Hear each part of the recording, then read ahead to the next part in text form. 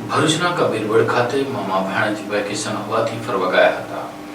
ભાણિયો નર્મદા નદીમાં ડૂબતા તેને બચાવવા ગયેલા મામા પણ ડૂબી જતા મામા ભાણેજનું મોત નીપજ્યું હતું, જેને લઈને સમગ્ર પંથકમાં ઘેરા શોકની લાગણી વ્યાપી ગઈ છે.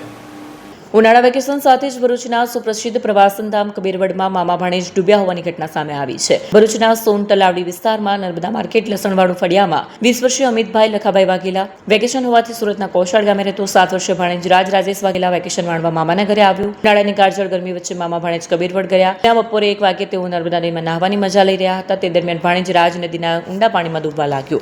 તેને બચાવવા જતા મામા અમિતભાઈ પણ નદીના ઊંડા પાણીમાં ગરકાવ થયા. બનાવની જાણ થતાં આસપાસ રહેલા લોકો અને નાવિકોને બચાવ પ્રક્રિયા હાથ ધરવા માટે લશ્કરો તરવૈયાઓને જાણ કરી પરિવારજનો સહિત માછીમારોના ટોળે ભેગા થઈ જતા નદીમાં લાપતા બનેલા મામા ભાણેજની શોધખોળ હાથ ધરાઈ. મોડી સાંજ પતી જવા છતાં ભાણેજ કોઈ પત્તો લાગ્યો નહોતો. જ્યારે મામા અમિતભાઈનો મૃતદેહ મળી આવ્યો હતો. જો કે આજે ભાણેજનો પણ મૃતદેહ મળી આવ્યો છે.